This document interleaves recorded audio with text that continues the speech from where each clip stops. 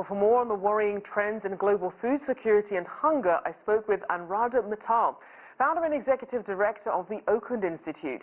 And she began by explaining how we got to where we are today. I think we need to understand that increase in hunger and undernutrition over the last few years, as you mentioned, is really a symptom of growing inequity in a society and not a problem of food production. So that's the good news. We still know how to grow food. Currently, worldwide food production exceeds over 2,750 kilocalories per person per day, which exceeds the amount which is required to feed the global population. So we need to understand, when we look at a country like India, my own country, it is a net food exporter, the largest exporter of rice.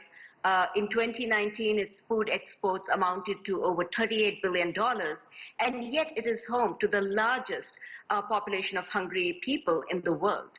If you look at the United States, supposedly the richest nation on earth, we have hunger right here. Nearly 40 million Americans are going hungry, including 11 million children. So these are people who are living in poverty. It's the absence of living wage jobs. It is the absence of a state system that can be there for the poor, which results in hunger. And unfortunately, with the pandemic, we will see these numbers increase.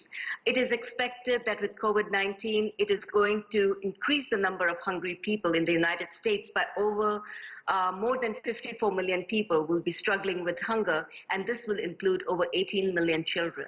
And as you clarify the issues surrounding hunger, we know that undernutrition is also a growing issue. So what are some of the key obstacles to achieving healthy diets?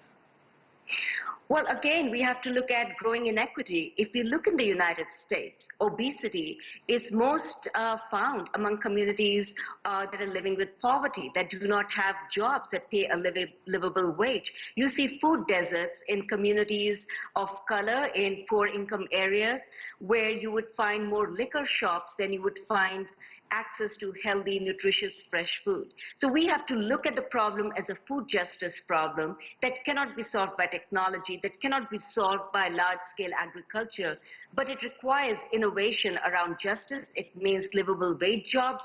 It also means ensuring that we have dignity and respect for essential workers as well as farmers and farm workers.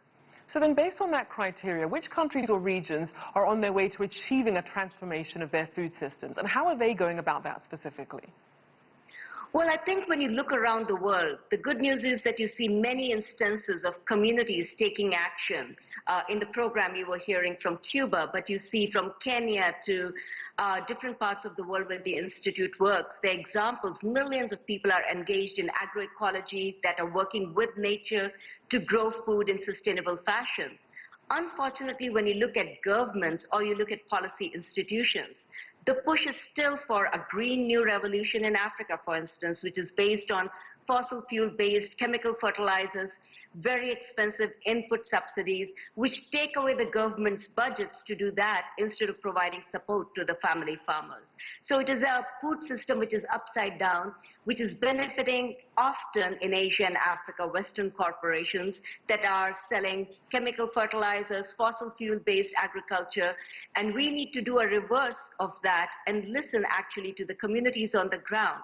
It is very interesting when United Nations finally ratified the Declaration on the Rights of Peasants and other people that are working in rural areas. The priority, it said, is to strengthen food sovereignty, to fight against climate change and the conservation of biodiversity. Right. And that cannot happen with large-scale agriculture. So then what sort of coordination, resources and funding is needed to make that a reality?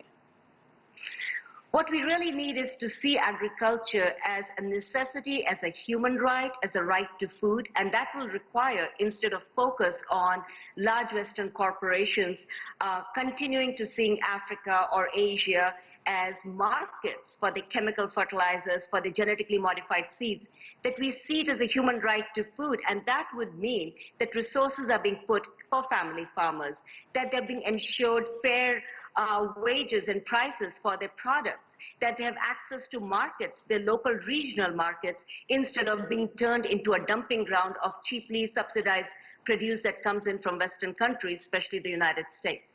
Now, obviously, I want to talk about COVID-19. The pandemic is an additional concern for food security. Walk us through how this disruption plays out in the global food supply chain.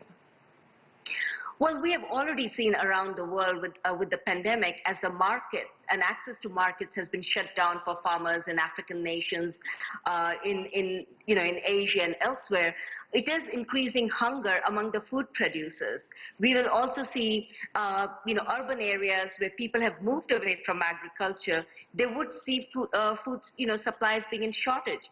Right here in the United States, with the pandemic impacting livelihoods, we have seen that the numbers outside the food banks have been increasing. The other days, it was being reported that there were lines outside food banks that went around the blocks. So definitely the combination of access to markets along with, what's happening with growing unemployment, we will see hunger crisis worsening, whether it is in Western countries or whether it is in third world countries in Asia and Africa and in Latin America.